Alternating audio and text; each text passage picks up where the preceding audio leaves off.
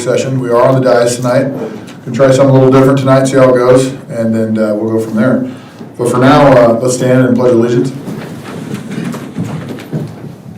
I pledge allegiance to the flag of the United States of America and to the republic for which it stands, one nation, under God, indivisible, with liberty and justice for all.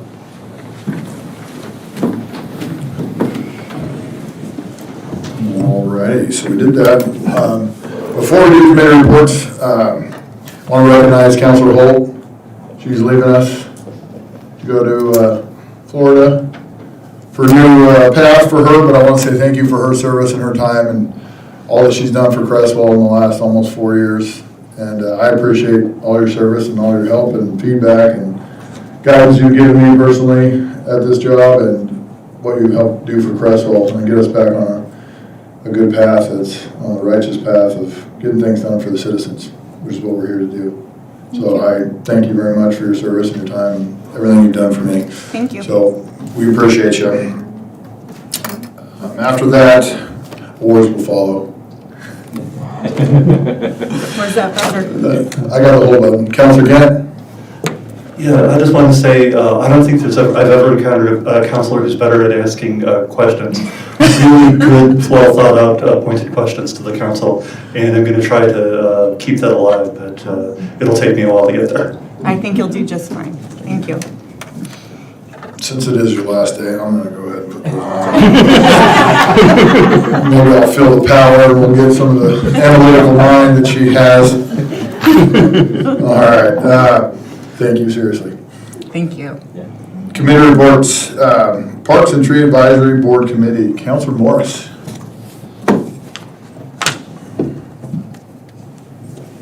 Okay, we met on July 14 and we made sure that we had all completed our OGEC training, and we all had the Cobalt Activity Center. There's nothing at this point moving forward, or if it is, it's slowly at this point. The bike day planning, we're tabling that till December. We talked about the, that bug, you know. Tell me about the bug. It's getting the trees. Emerald, EAB. Emerald Ash Borer. That one. We've got some traps up apparently in these, around where the sewers are. Garden Lake Park by the canal, I think, has a trap, and then Cottage Grove has apparently one or more traps. So we're following up on that. There are some links for information about the borer, and they're going to be put on the Parks and Trees website. It's got a lot of information. The majority of what we're doing is the master plan review and what's still relevant and what isn't. We're moving through that relatively slowly, but we're making progress. We talked about all the parks. There's really no new park activity. There's been more use observed at the bicycle wayside, which is nice. And the Cinderella Park, I didn't know what that was, but apparently it's a park in everyone's mind that we have a goal, but apparently it's not located in a very healthy area. And Can I add some Yes, you context may. to that? So Cinderella Park is Lane County property. I believe it's a former landfill site that there has been previous conversation between the city and the county about transferring that over to the city. And I think that may have happened years ago. Those conversations stalled over the issue of environmental impact. I believe the county wanted to be held harmless out a number of years should something come up, and the city said, well, no, we don't want to be on the hook for that. So conversations have really stalled at this point. We're not having any, the administration is not having any active conversations with Lane County. okay. I think that was one of the recommendations in the master plan touched upon that. That's probably why I'm guessing that's why it may have come up. Right, and I think we're gonna leave it in as kind of a nebulous goal in some of our documentation. That was about all the meeting consisted of, but it took quite a while. We're going to meet again on October 13th. We're taking a couple of months off. Okay, is that it? That's it? Anybody in the audience got any questions? If you do, would you mind coming up to the podium, please? State your name, blood type, Yeah, shoe size. social security number, Count balances. account balances is a good one. Yeah, okay, is it on? Yes. Okay, Debbie, Creswell resident, I'm just curious where Cinderella Park is. Is it someplace that we're driving by every day and we don't know? Yes, it's to the east of the Creswell transfer station, for the most part, across from the wastewater system for Back behind the trees where people park and walk back in an awkward area. Where a lot of the homeless live? Yep, All right. that's it. Yeah, it must not be too hazardous. Okay, anyone else? All right, thank you, Councilor Morris, for that. Move on to Public Safety Committee, Councilor Kramer. All right, thank you. So we talked a little bit about National Night Out. You know what it's going to feature with the sheriff and everything that's coming together from Lane County Sheriff's Department with the rescue crew, dogs, drones, boats, horses. So we're looking for a very successful one, a lot like we're building off of last year. So we're going to continue where we started last year and keep building that momentum. So yeah, each year should get a little bit better or whatever on that one. I'd like to thank you to Heather. She put out an excellent flyer for the National Light Out and Kitten for the behind the scenes work. So thank you so much. Talk a little bit about 4th of July. The parade was good. Some citizens didn't like the new route, but overall it was a success. All 5 deputies worked that day, staggered shifts to keep everything going and safe. The rodeo was a big hit. The folks behind that was very responsible. Their own internal security, helping keep everything before it gets escalated. So there was no citations for fireworks and no injuries in Creswell. E-bikes, you know, we're seeing more e-bikers, scooters, and a lot more riding with helmets, but there's still a lot that aren't riding with helmets, and at times they're wearing helmets but not actually have them buckled together under the chin. So Sergeant Spelbridge has been having some of those talks with the kids right there, and hopefully that helps. I know he was talking to the school district to see if maybe he could get it in on an assembly and try to talk to the kids that way. So that's a great suggestion right there. Unfortunately, that didn't work out this year just because it was so late in the time that we really couldn't get that scheduled in. With the safety committee, we're going to meet more frequently. Just deciding that, you know, it's not just about National Night Out, that it's a year-long process. And, you know, we will continue at least for now, every quarter. Of course, once the year turns over, we'll be doing more frequent for National Night Out. But right now, we're just going to try to bring in October, so the first week of October, we'll be doing one. And this is going to touch on, you know, a little bit of public safety for winter, you know, talking about generators, you know, public safety things that we have, like the weather conditions, what to do, what not to do, you know, what is the most recent things. So we just want to try to have safety come into all of our, it's just more than one night, you know, it's an everyday thing. And it's really good for the community to have the communication to them, to what's going on around the community. And, you know, where can they go for information? So Yes, that's it. Excellent. Well, I appreciate the flyer that Heather put out too. It was very nice, and I appreciate the committee trying to expand on a year-long safety protocol versus when I was on it too, it was kind of focused on National Night Out. So I appreciate you guys trying to expand the ideas and go a little bit further with it. Great work. Does anyone have any questions for Safety Committee? Judge Palmer? Yes. Now we're really in trouble. About 15 or 20 years ago, we had a big safety push to require all kids who were riding bicycles and scooters to wear helmets. And the sheriff was very cooperative. They cited a bunch of kids into court. We approached it from a serious safety perspective. Penalties were appropriate. They had to write themes on bicycle safety that had to pass muster and those sorts of things. So you've already got some ordinances on the book that you can use for that, and I applaud you for doing that. Thank you. Awesome. Thanks, sir. Monica? Social security number, account, passwords, all that? Okay, this is nothing. Okay, it's about the safety issue. Yep. I live right along Monica Knight, 43 North Third, I forgot. Okay, but I live right off of Oregon Avenue. And there are signs right in front, at the end of the 3rd Street, before you go in front of the Grange. There's a sign up there that says no, you're not supposed to ride your bikes on the sidewalk. Those signs are so old and faded, I don't think anybody even looks at them anymore.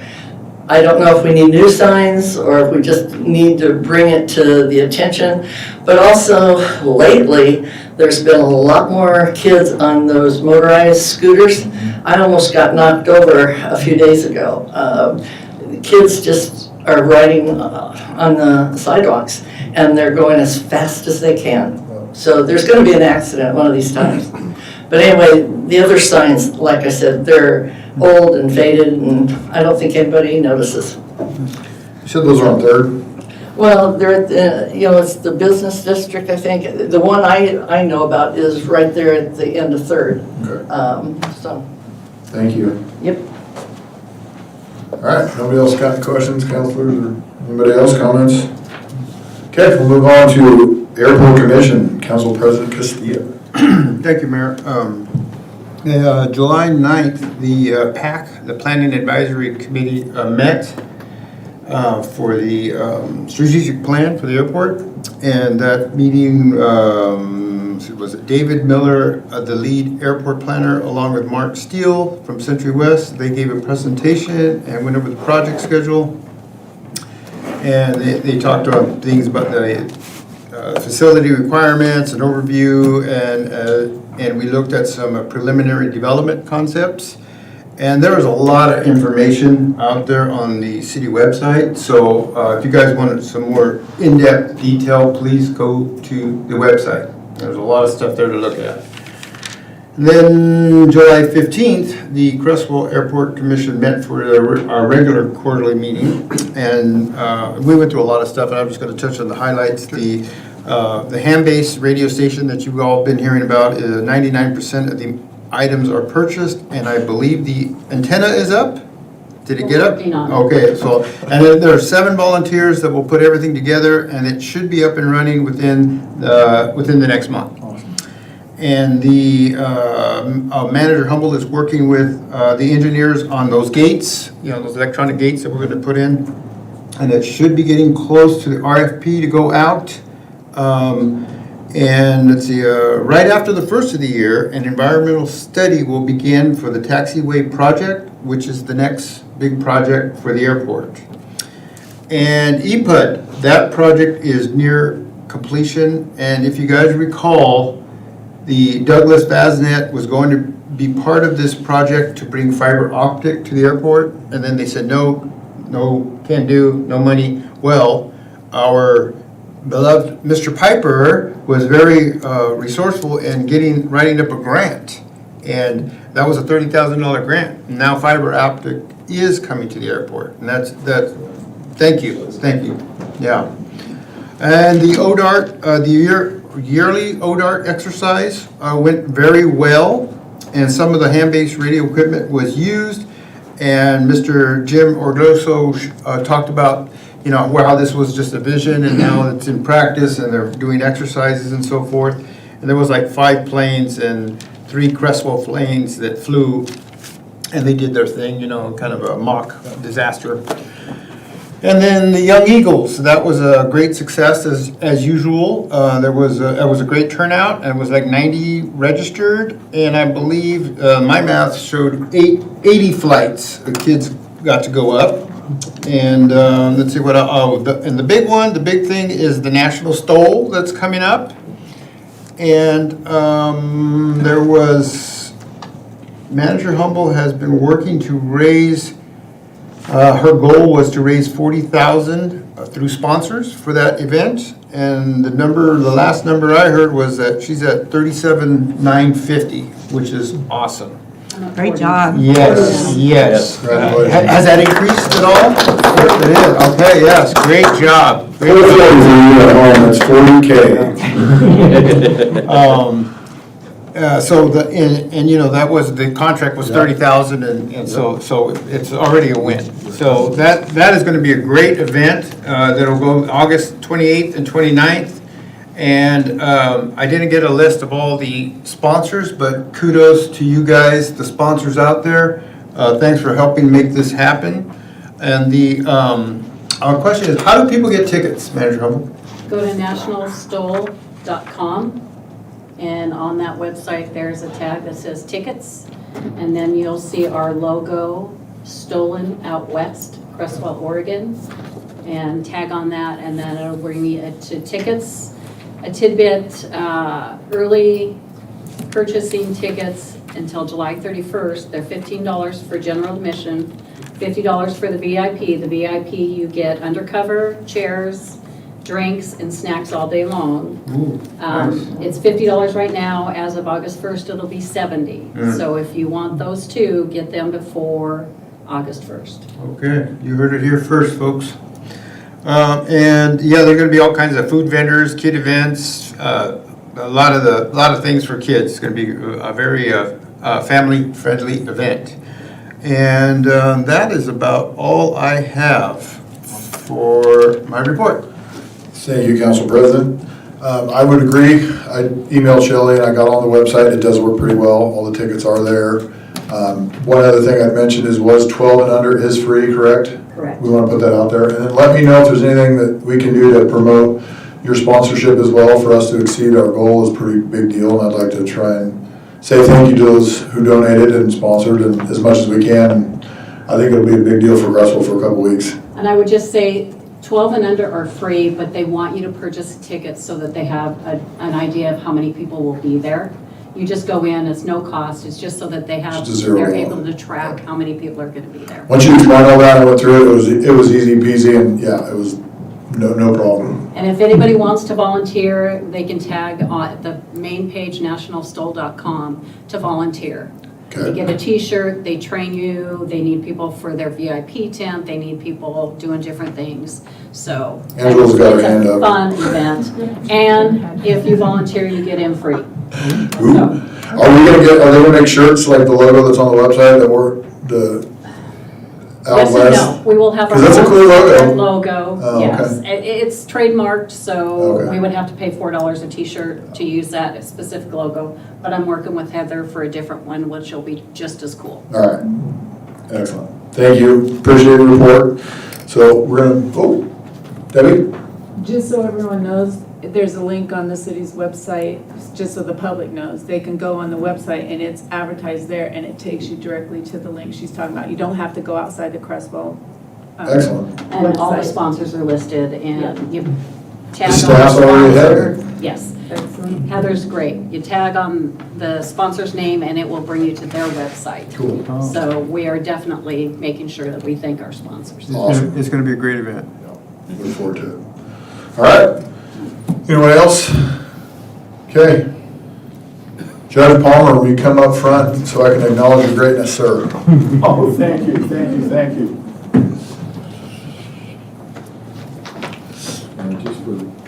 Where do you want? Just for officially. gonna take those off for now. Better not be stretching them out. Let's go to the same place you and I started together, we'll go right in the middle, right? Exactly. Except you're on this side this time. Oh, I'm on this Yeah. side today, okay. I need the rub. All right. We on? We're ready? Yeah, you're good. Thank you for your 42 years of service. The commitment is not lost on me, and I don't think it's lost on this city. I know that we've had good discussions on routes and avenues we want to go, and coming up with creative solutions for bike helmets and the homeless over the years, and I appreciate the conversations you and I have had inside, outside, in different places, and to commit to 42 years to such a small town, it's greatly appreciated to me, the city. I think everyone here can say that, I think you've been here since Eisenhower. Like, yes. Ronald Reagan. Yeah, far back I go. It's been a long time. I mean, it's a long time, and to have that commitment to us and continued excellence for the city of Creswell is amazing, and it's a true honor to be able to be the one to hand you this after 42 years, and I hope that your retirement treats you just as well, Very well, thank and you. I appreciate everything you've done for Creswell. Thank you. Thank you.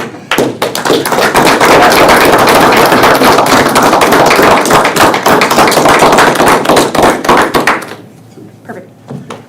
Thanks. I have a few remarks, Please, as I always do. Please, yeah, I wouldn't.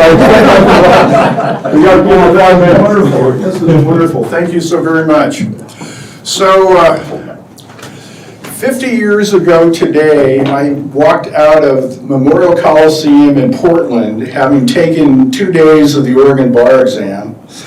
My brain was fried, the Olympics were on. Bruce Jenner won the decathlon. Long time ago, a lot of changes. I went to Europe, I traveled around, I had new experiences, I came back and I started as a young lawyer in a law firm as a civil litigator. And over that next 40 years, until I turned 65 10 years ago, I did a bit of everything. I was a very good divorce lawyer. I was a city prosecutor for Drain and for Springfield and the city of Eugene. I did a lot of interesting things. I had a friend call me up in 1980 who I knew from Oregon Law Review, and he was the general counsel for Northwest Acceptance, and he says, "Would you like to repossess some logging equipment?" So for the next 10 years, that's basically what I did. I repossessed a lot of logging equipment, and I recovered a lot of money for clients and those kinds of things. I had the blessings over the many years of representing people and companies, interesting folks like Jean-Claude Van Damme, Garner Ted Armstrong and the Worldwide Church of God, other people like that. I had a wide variety of clients that I was able to represent. In 1984, the mayor, whose this room bears, hired me to be the new judge because the old judge was retiring. And little did I know when I started that I would be standing here in front of you today, 42 years and 5 months after I started service to the city. Well, I have to say, and I've told you this before during review periods, and I'll tell you again tonight, thank you so very much for the opportunity and the support. I don't live here, but I do. It's in my heart, it's in my head, it's in my memories. Creswell is a wonderful place. I hope I've made some contribution to making it a better place over those 42 and a half years. And we kind of may wonder, like, well, geez, if you're so good, why are you retiring? Well, I thought about that, and when we signed my last contract 5 years ago, we put a clause in that said, okay, I'll serve until August of 2026, and then I'll step aside and I'll become the pro tem judge. And I read that when the manager gave me the contract again to look at, and I was like, That makes perfect sense. My 75th birthday was last Friday. It was great. I have my health. I'm enjoying doing a lot of things besides playing golf. I can even play golf with Dave Strand now because he doesn't have a conflict of interest. So my thought 5 years ago, I remembered, and it was, well, circuit judges have mandatory retirement at age 75. Now, that's not the same for special interest judges like municipal judges and justices of the peace and those sorts of things, but I thought it makes perfect sense. At 75, it's time for me to turn over and let somebody younger and brighter serve the city and guide you all into the next 42 years. So you will always be in my heart. I will always be available to help you as pro tem judge or otherwise if you want to continue discussions about what you want to do, where you want to go, the plan that we talked about months ago. I'm available. I love Creswell, I always have. I've been your judge longer than I was in private law practice, and there's a reason for that, because you're good people. I've sworn you all in for your office. And those are the kinds of things that I am most proud of. And again, thank you for all of the wonderful support you've given me. Thanks for the very good court staff. I've had great court staff forever. Going all the way back to, I can't even remember their names. That's because I'm so old. We'll say seasoned. Yes. But anyway, thank you all. I'll do anything that you ask me to do, and thank you for this honor. I really appreciate it. Thank you, sir. Thank you, Judge.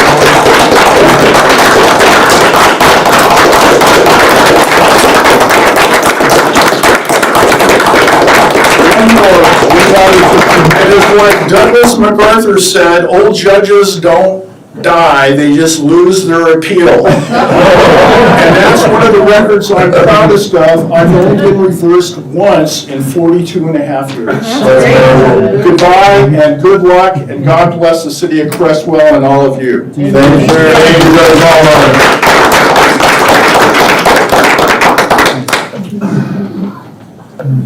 All right, good luck, Jim, following that up. We'll start with the supplemental budget adjustments. Mr. Finance Director Piper. Thank you, Mayor. City Councilors, exactly what I was thinking. Tough act to follow. I'm going to be short and sweet. I think the element of surprise is gone with the budget amendments. You heard about the grants.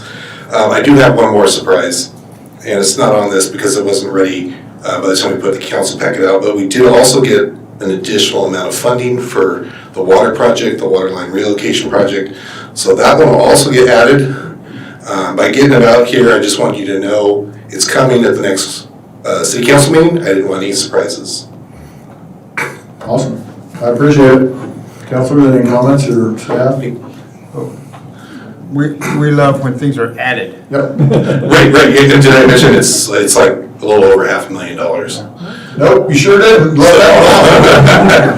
So yeah, that's going to be really helpful for our water fund. I was actually surprised when I was looking through the agenda and saw the DFN. I'm like, I thought that was a no. Like, I remember back and then, way to work her magic and cook her books. She's financial advisor in my office. Careful what you say. I think it was just a matter of It's all time. public record. Yeah. Right. Anybody in the audience? I gotta make this fun.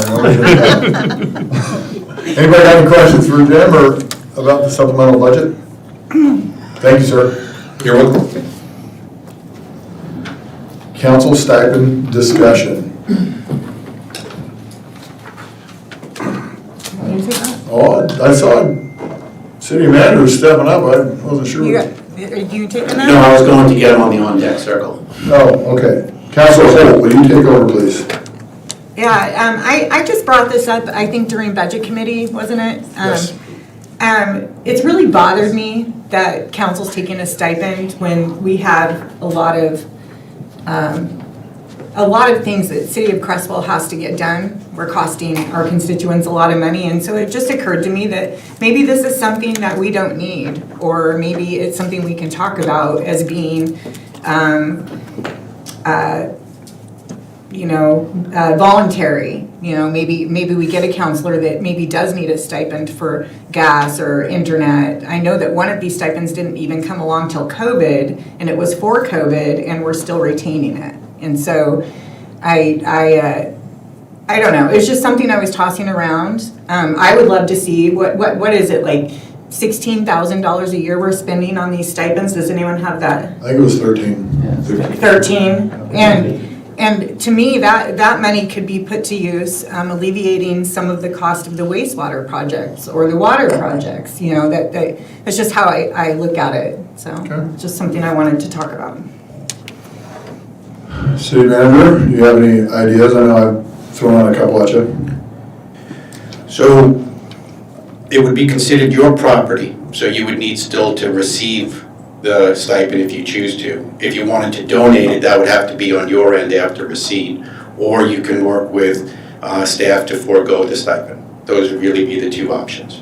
It was discussed previously that maybe we could do the donation on your behalf and just execute that. You'd still pay taxes on it, though. We can't, because it's considered your property at that point, and there's rules and IRS regulations that would prevent us from donating it on your behalf. Makes sense. Councilor Holt? So my question would be then, could it be an opt-in or not thing? So if a counselor chooses not to opt in, that money just goes back into general fund and it doesn't, or?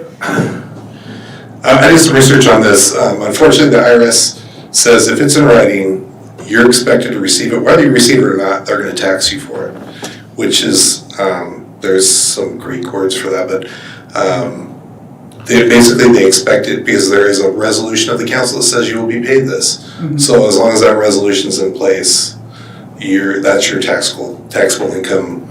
You can defer that of course, by donating after the fact, but. We'd have to resolve the resolution. Yeah, that would be the process. You rescind that resolution, write the resolution to make it optional based on, desire of the council, and that way I think that gives us the ability then, if one of the councilors wants to opt out, that new resolution will allow us to do that. Oh, okay, so it's just the language of the resolution that Yeah, currently the resolution that we have says you guys all get stipends. So we would have to rescind that, pass a resolution where it's an opt-in or opt-out type of process to prevent you from getting taxed whether you receive it or not. Okay, councilors, any thoughts? I donate mine, so it's no big deal, but it is extra tax work for me. So the only thing I would say, if I get my stipend, I like to know where it's going for Creswell, so it's kind of nice to dictate where that money goes. But it is also paying to file another form with the accountant. So it's also money we're taking from our constituents. Yes. Yeah. Councilor Morris? I like the option of being able to opt out, and I don't think it would be an impossible task to back out of that resolution and alter No, it would be to rescind the first resolution, and then you guys pass a resolution with the language that you would like us to write. Yeah, I agree with that. Anybody else? Councilor Kent? Yeah, just legally, we must have voted, previous council must have voted to establish it. I was not aware that we could vote on, wouldn't that be a conflict of interest, or how does that work legally? I'll confirm, but I don't think it's a conflict of interest. It's not unusual that there's stipends given to councilors or board members, right? So I don't think it would be in the same line if you're getting money from a private transaction that you're doing. You're getting money for a service that you're providing that all of the councilors are getting. Like a pecuniary deficit, right? So there's not really a monetary benefit there by saying no. Mm-hmm. Okay. We should have no problem to rewrite the resolution if that's what we want to do. Oh, I'm sorry. But anybody else? Yeah, I would just say that the opting in or opting out is not a bad idea. Counselors can donate their stipends now if they choose. But I think it's also I think it's important for it to be available to other, I think the purpose of the stipend is to allow folks with lower income to consider being on council. You know, because it could be used for childcare, elderly care, fuel, time off that you gotta take to be here sometimes, doesn't happen a lot. And, I think of all the many, many hours that I've put in over the years and missed family functions, kids' events, to be here. And just me personally, I think because I receive a stipend, and it's not a lot, that there is a kind of a self-accountability on myself, because I am receiving. So I think the stipend in its own way, it is money, constituents' money being spent, Councilor Holt, but I think it's also a good investment back into the city that allows people that could use it, to take part in this. So. Councilor Holt? I also donate mine, but I have to pay the tax up front. And I would prefer not to have to do that. And I think that's what this boils down to. I don't need the stipend, I don't want the stipend. I'd prefer it stayed in the general fund for our constituents, but I don't want to take it away from other people that do need it. Yeah. I like the idea of having an opt-in or opt-out. I think that that's a fair solution. The other thing I would mention is that I didn't even know a stipend existed for council when I joined, and I would argue that most of you probably had no idea until the day you came and got training, right? And so I don't think whether or not there's a stipend is holding anybody back from running that wants to run. Yeah, I totally agree with you. I myself did not know that was available, that was even a thing. And I don't think it's advertised. And, but I will say that when I started, the stipend was already in place. Yes. But we had to wait 6 months in order to receive it. And the reason was because, apparently, some people would sign up to be a counselor and do it for a little while and said, this is not for me. And so it kind of created a little more headache, I guess, for administration duties or whatever. So anyway, so that stipend has always been in place as far back as I can remember. So you're saying it's all for the glory? 'Cause there's so much up here. Yeah, you guys, that's heartfelt. Councilor Graham? It's general practice, if you're requiring anything from anybody, if it's steel-toed boots, if it's, the internet, whatever it is, it's usually general practice that you do supply that for them. So with the internet, I'm not talking about I never really thought about it as my family time being lost on it, but that is time, and time's priceless. But it is general practice out in the public that if we're requiring you to do something outside of chambers, that they help contribute to the cost that it's happening to you. So, thank you. I agree with everyone. I think the simple answer is just, can we rescind the resolution and then write a new one where the councilors can opt in or opt out?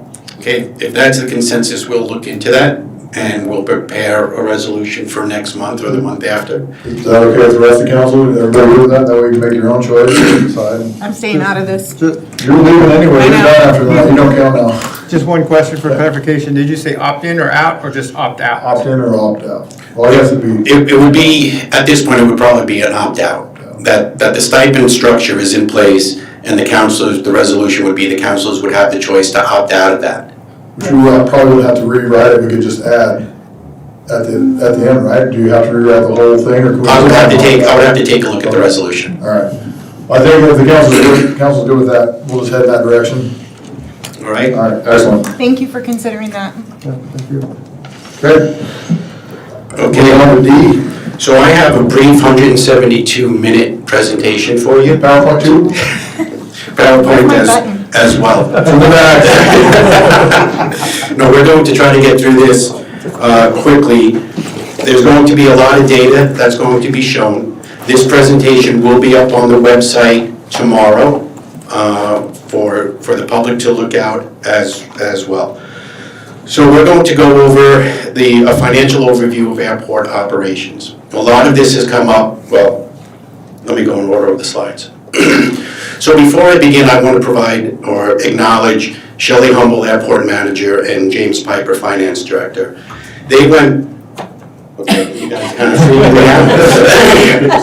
have. So they went through 26 years of data, going back to 2001. They reviewed financial audit data, grant data, down to the number of transfers we had and from the general fund to the airport fund. We started this presentation, I think, collectively maybe 2 months ago. So a lot of thought and effort has gone into this presentation. So what we would like to do is kind of a three-pronged approach. It's to provide a financial overview of the financial operation, provide a grant history of the airport, and also show the transfers that have gone from the general fund to the airport fund. Please note that we are in compliance when we transfer money from the general fund to the airport fund. It's in compliance with Oregon budget law, as demonstrated through our successful audits for a number of years. Concern was raised in the public about that. It really didn't reflect well on staff, on council, with accusations of us misappropriating funds. So it's really my responsibility to set the record straight on behalf of council and certainly on behalf of staff. So the history of the airport. The city purchased the airport in 1963. It took over operations in 2000. As part of that discussion for the city taking on the operation, there was an agreement between Creswell Airport Inc., who operated the airport from 1963 to 2000, and the city at that point, where Creswell Airport Inc. would retain the rental revenue for some 36 units. That amount is upwards $36,000 a year. Since 2001, that amounts to about $936,000 of lease revenue that the city did not get. That decision by council some 25 years ago is still providing or having a financial constraint on our operations. So that's a key point that I want you to keep in mind as we go through how Shelley has really overcome that through her effort and her work at the airport.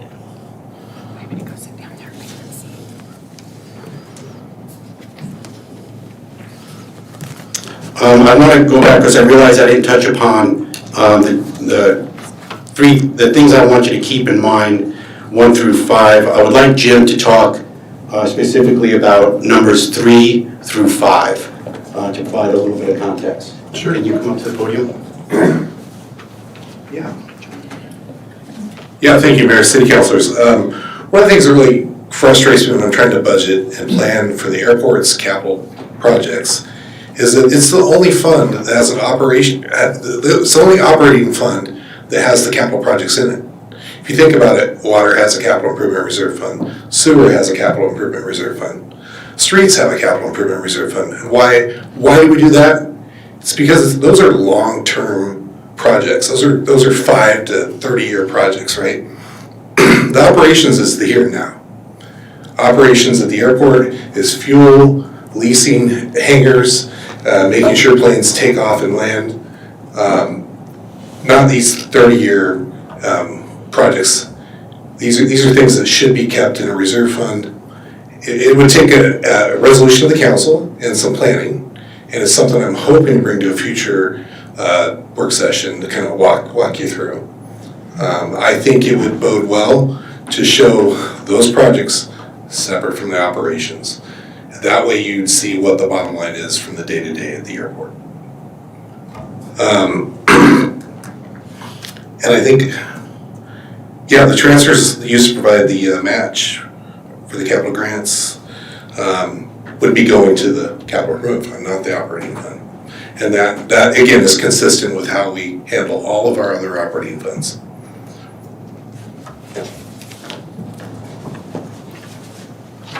So So one of the things that I'll add, if we set it up that way, we believe, based on the numbers that we've looked at, that the airport is self-sustaining now. If that capital reserve is separated, like we have every other department, the question of when will the airport become self-sustaining, I think we can get there easily after this is taken care of. Just to plant that seed in your mind. So when is that gorilla gonna get off our back for the rental leases? You said 30. So the lease expires 2030. Is there any way council can say, no, that was. This is an agreement that's already in place and that hasn't been put in place. It really drives home, well, it should drive home for each of you, the importance of your decisions today and how they may affect the city 10, 15, 20 years ago. I mean, your responsibility is pretty weighted when it comes to decisions like that. If we were able to receive that 936,000 to date, and we're saying upwards because that's assuming all of the 36 units are leased, right? They're not all leased, so there is some flexibility in that number, but suffice it to say that number would be pretty significant and offset any of the transfers that we would need to make to the airport at this point. It's the same model as Portland buying the motor center for $1 and losing billions of dollars of property tax money. I mean, that was foolish. Yeah, this was hindsight, Monday morning quarterback. This was a decision really not in the best interest of the financial health of the airport. No. It didn't prove out to be. I am going to turn it over to Shelley. I could feel the eyes on me right here. She really wants to let it out. Mayor, council, thank you for taking the time to give us the opportunity to actually expound about the airport. It's been near and dear to my heart for 26 years, and I'm really tired of getting beat up. So hopefully this will help pave the actual truth. The yellow brick road is actually paved with gold and not falsities that are on the internet. So out there at the airport, I'm not going to go through each piece by piece, but understand that there's 12 businesses, which it shocks me daily that people don't realize that there are 12 operating, functioning, profitable businesses out at the airfield. We have 3 flight schools, we have 4 maintenance shops, we have a skydiving outfit, we have the EAA, we have ODART, and I know I'm forgetting some. I'd be really upset too. We have the FBO, we have the fuel concessions. We're going to have the hand-based station, we have the EOC, and all that. Those businesses create revenue that comes to the town when they skydive. When they come down to get maintenance on their aircraft, they stay in the hotel or they camp at the RV lot or they camp and eat at the restaurants. They always buy gas. So you have to think about, we're bringing in tourism, we're bringing in businesses, and they're spreading that wealth throughout the city of Creswell. Just like Story's gonna do. Yes, yes. HeliQuest is another one of our biggest businesses, and the U.S. Forest Service, which we now contract with, United States Forest Service, and ODF. So every year we seem to get more and more helicopters, which is more and more revenue for the airport. It says we have approximately 84 based aircraft, and I will tell you it's 100, but the FAA requires that they are registered now. They've revamped the way they register. So if people are rebuilding their aircraft, so they don't register until it's rebuilt. So there's several projects that are going on that aren't counted. So I believe we have 97 fixed wing, which is airplanes, and 3 helicopters. So we are like the last time I checked, we were the 3rd busiest general aviation airport that had no air service. So it's a great little airport, 50,000 annual aircraft operations. What that means is a takeoff and a landing is what the FAA certifies as an operation. They look at that when they give us our grant funding, the type of aircraft whether we're going to be able to see at the airport. It's used in the master plan, statistics. They used to, when I first started, we used to put a tape recorder out there with a microphone and someone would listen to the takeoff and the landing and count them. They don't do that anymore. Thank God for technology. They just estimate. With ADSB coming online, there's some pros and cons, but there may be another avenue to actually track better the number of operations we have. But that's something that we'll look at in the next year or two. The Resiliency Hub is another feather, as far as I'm concerned, in the city of Creswell and the Creswell Airport. If Cascadia hits, which they say it's not if, it's when, with I-5 going down the middle of us, it will cut off the east side from the west side. And so 5 to 7 years ago, the council looked at wanting to have an EOC, Emergency Operations Command Center, on both sides of the city, so that if it was on the east side, then they were covered. If it was on the west side, they were covered. So I was tasked with looking for resiliency grants, which are very big and popular in the state of Oregon right now. There's grant funding available. And so we were able to work with ODART, and we received a resiliency hub, which is located on the north end of the airport. And so they do their annual disaster relief training, where they bring food in to us as a reliever, and then they take it out to mostly the coastal areas and bring food out to places that may be cut off. To that end, every year we create and we write more and more grants to support the resiliency part of the airport. Sorry, I'm getting wordy. Oh, I didn't notice. You told me to keep it short. I'm not Good. This slide shows you, like airports, not 100% like. It's really hard to find apples to apples in general aviation. Albany, the big thing with Albany is they don't have manager on site. A lot of them do not. The state airports, they have 15, I'm trying to think if it's 15. No, they have 15 FTE, but I'm trying to think of, I think it's 33 state airport, 23 or 33 state airports that they control. So like they have Chiloquin, they have Silitz Bay, they have smaller ones that they're in charge of, but most of the state airports are run by either private entities or by, like Albany is run by Public Works as their airport manager. So their salaries are coming directly out of the general fund. Albany and Newport, I will tell you, are my dream airports because they receive all the tourism tax, room tax money. And Newport gets over pretty close to $1 million every year in room tax just to handle the operations of the airport. So those are my dream airports. You know, I mean, we don't take tourism money, but that's an avenue that they found to help sustain the airport. And I think that was all my comments on that one. So I was going to have you read this financial history, but the writing is a little bit small, so I'm just going to go through it quickly.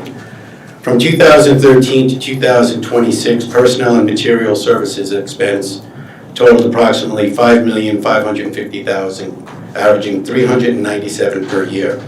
During the same period, airport revenues totaled $12 million with an annual average of roughly $855,000 per year. On average, the airport revenues exceeded personnel and material service expenses by approximately $450,000. Between 2013 and 2026, transfers from the general fund to the airport totaled $1.4 million, or about $104,000 per year. When the airport's opportunity of lost rents of $936,000 is factored in effect, the effect amount of general fund support approximately goes to $1 million, over the period, or about $73,000 per year. So again, the significance of losing that revenue has a direct impact on the transfers. From 2013 to 2026, for every dollar transferred from the general fund, the airport generated roughly $8 in revenue. For those investors out there, that's a 700% return on investment. And the grants that we'll be talking about or have talked about, these aren't for luxury items. This is for necessity improvements for operations and safety. And I might jump ahead a little bit, but if grants were not received, or this transfer did not occur from general fund that has an incredible generation of revenue, that money would have had to come out of the general fund. So this level of revenue generation would not be possible without the capital improvements made to the airport.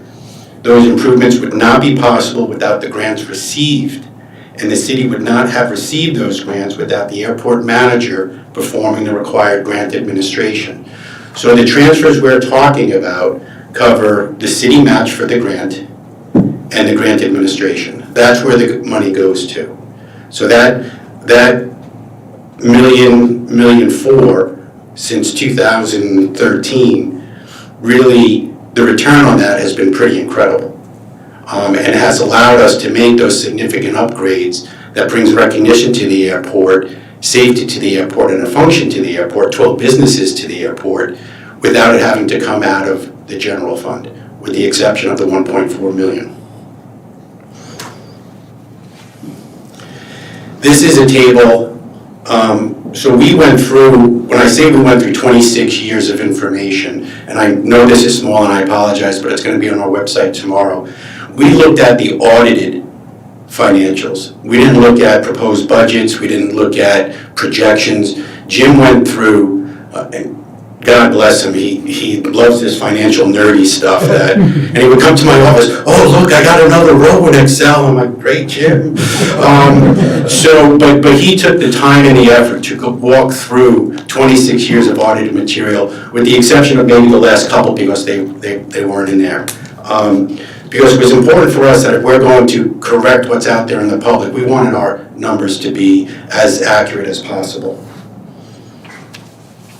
So the economic impact, this is another story of the airport that I don't think is well telegraphed. The airport generates 37 direct, indirect, or induced jobs. That's not city employees.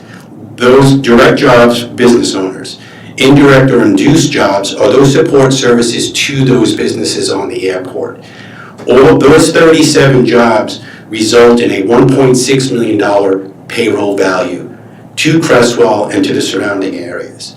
So again, put those numbers in context to what we're transferring out, but also those transfers allow us to generate the revenue. There's such a strong symbiotic relationship there. Another layer of economic impact that we are really promoting, and we touched upon a little bit tonight with the Stoll event, is the Stoll event itself. August 28th and 29th for those listening at home. And it will bring upwards $63,000 to Creswell for that event. Because people love Shelley, the work she's done, her reputation, and the relationships out there, you heard earlier we were able to see that, we were able to achieve, I say we, but wasn't me, achieve the $40,000. What's also interesting is the number of airport users that have rallied around this event. They're rallying around it because they see the value of this airport as a community resource. And they want to do everything they can, not only to support Shelley, but to also support Creswell in really bringing more attention to this airport.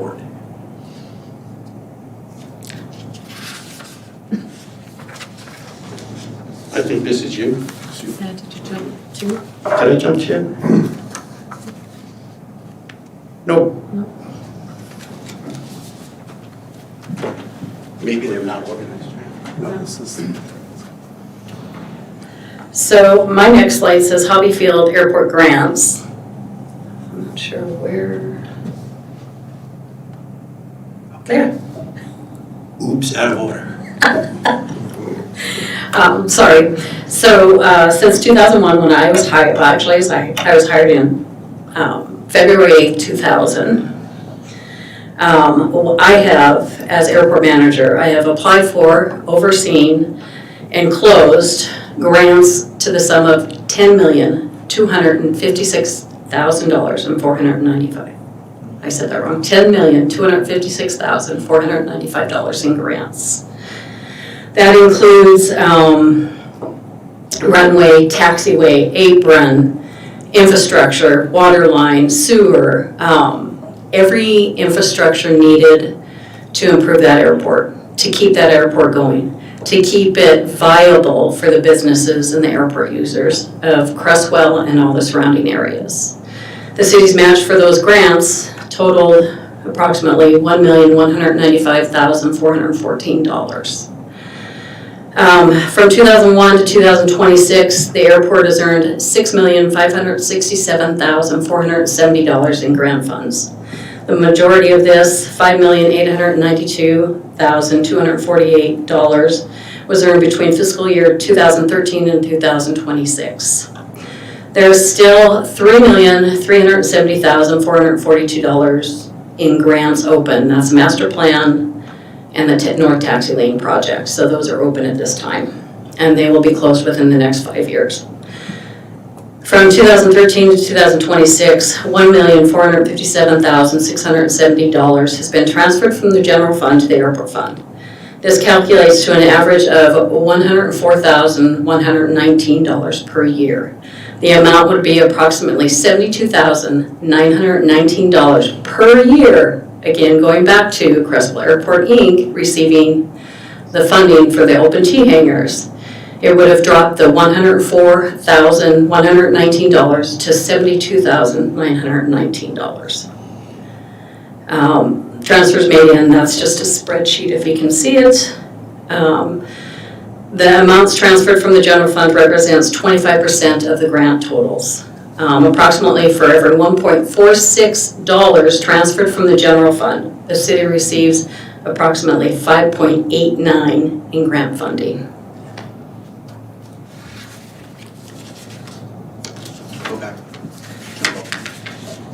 There.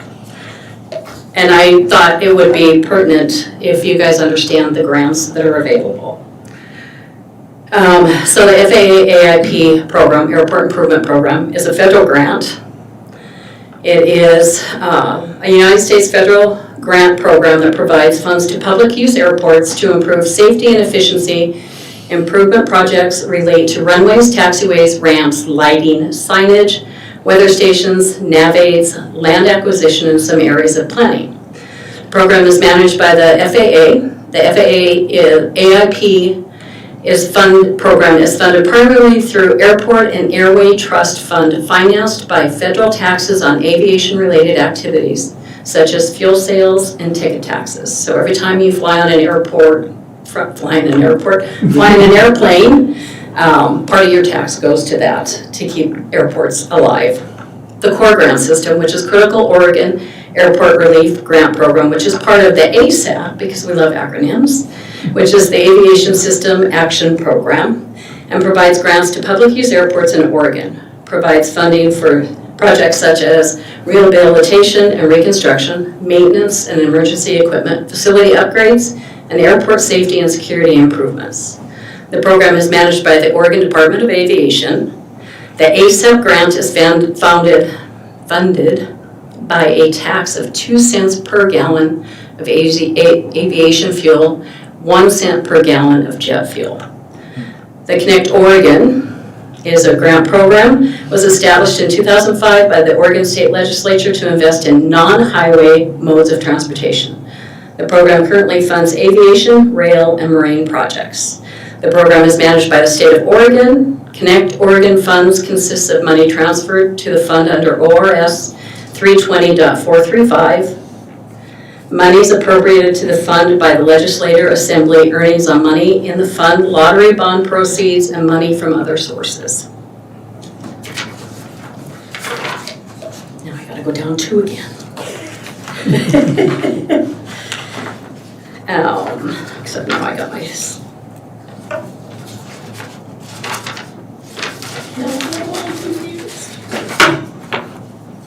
his fault. So what if no grants?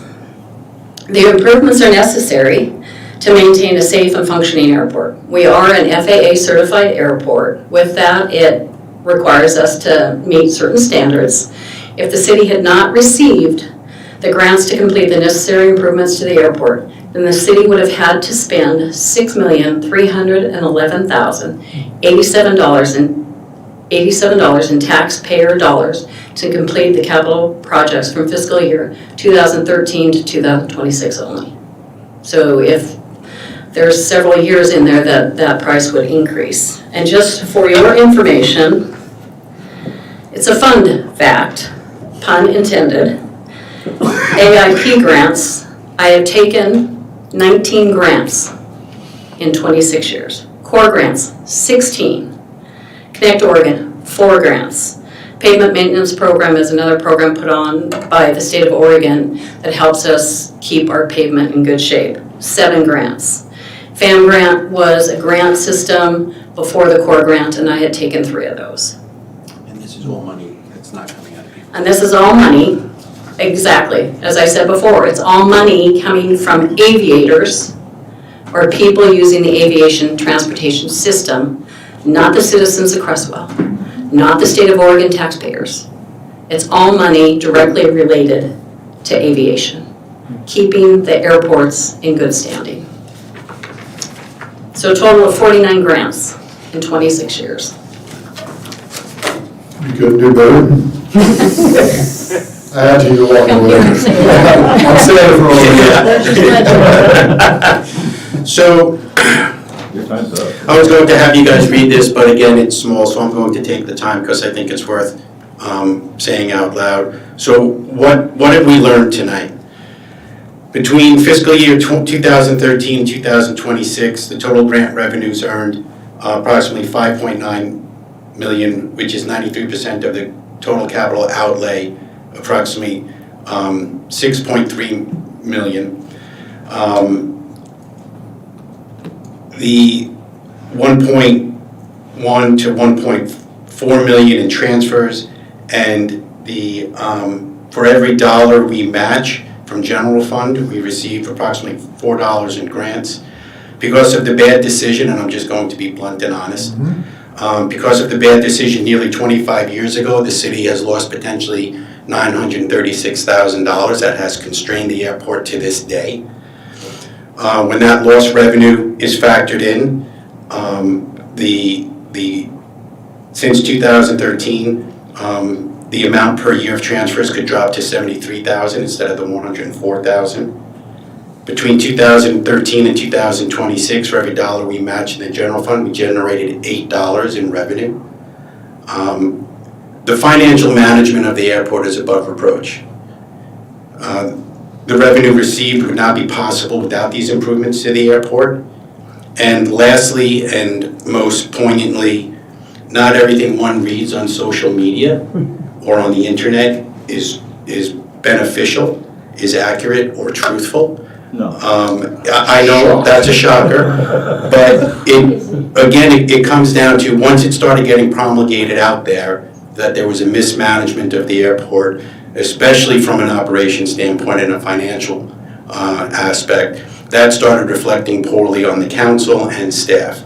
So we're not only here to set the record straight pretty definitively, but we're also, I think, making the point that this is a strong community resource, and the amount of money that's coming legitimately, appropriately, and in compliance with Oregon state law, budget law, of the 1 to 1.4, depending on how you look at the numbers, is small in comparison to what the airport does for this community, the money that it generates, and the money it saves the taxpayers from not having to spend money on these repairs.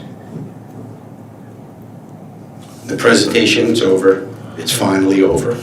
Pass your time on it as well. Councilor Holt? First of all, thank you very much. I think this is really needed.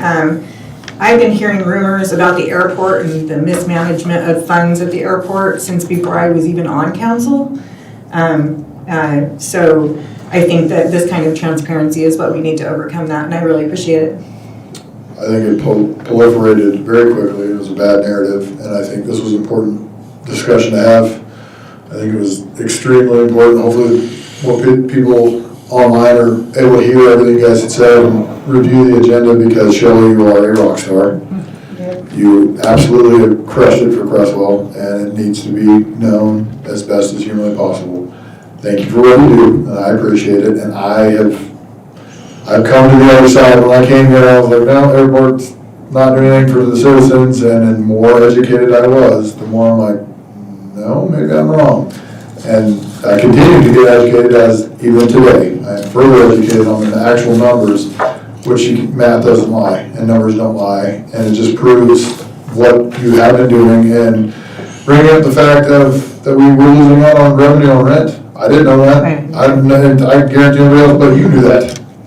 So I think it's important that that was brought up and how much we have lost. And as soon as we gain that back, and if we put up new hangars now, they don't get any of that, right?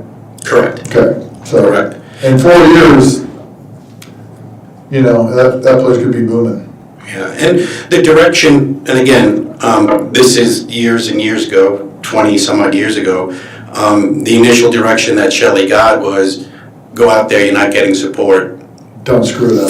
Figure it out. And to her credit, notwithstanding this financial constraint, she's made it work and has made it to a point where, again, the community has stepped up and donated $40,000 to the city for the Stoll event. That is a reflection. I would love to take credit for it, and maybe at some point I will, but it's really Shelley that did it. It's to her credit that this happens, and it's to Jim's credit that every year we pass an audit with flying colors, despite the nonsense that's going out on the public that we can't take money from the general fund. Well, that was by some doofus online, so it doesn't really. Yes, and we didn't pay attention to it first because that person is a malcontent, and really the more he talks, the more you realize he's not saying anything. But it started gaining traction. It started gaining traction in the community, and that's when we got together and said, we really want to address this because it's not fair to you guys or staff. No. Monica? Can I sit here? No. No, we need to have the microphone. It's for Caitlin's Okay. and logistically, making sure that I get our ducks in a row.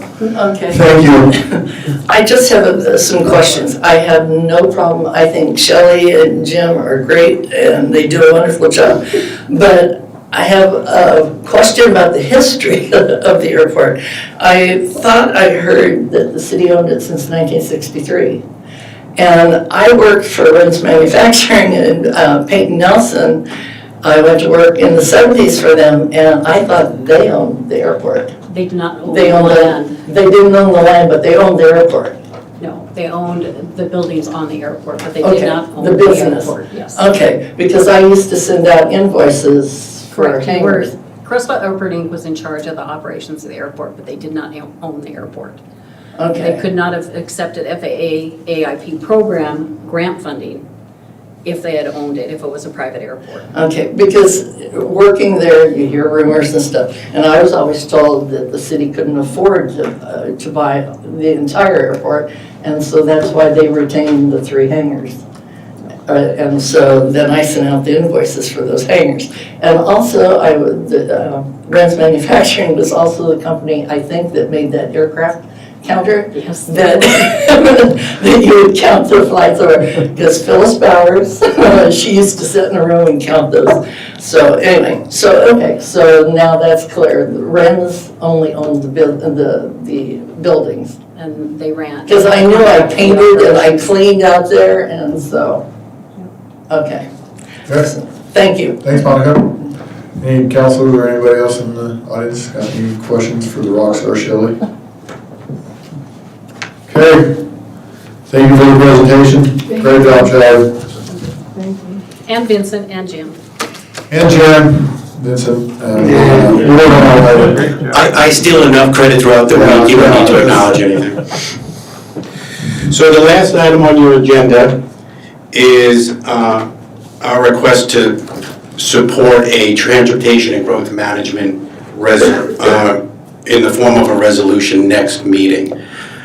This grant will go to pay for the initial design work. Think of it as maybe 10 to 20% worth of effort for design work and analysis for two components that we're looking at. We're looking at what we're calling the Creswell Gateway, which is the intersection of I-5 South off-ramp, southbound off-ramp, and Oregon Avenue, to have that as a true entry approach into the city. There's a map of the area that's in your packet, and it's also looking at getting kickstarting the design or review of the transportation corridor. Thank you, my God. That's what Yeah, the road from Oregon Avenue to F Street, to do some initial review of that with the hope of working with the property owner, getting public input so we can design that road. So we look at the best and highest use of the potential for the industrial land. So we're asking for support for us to submit this grant. If there's a consensus to do that, we'll bring back a resolution next with that letter of support at your next regular meeting. Okay. You can say corridor. No, I'm only taking 4 attempts at that. I'm gonna make you say corridor again.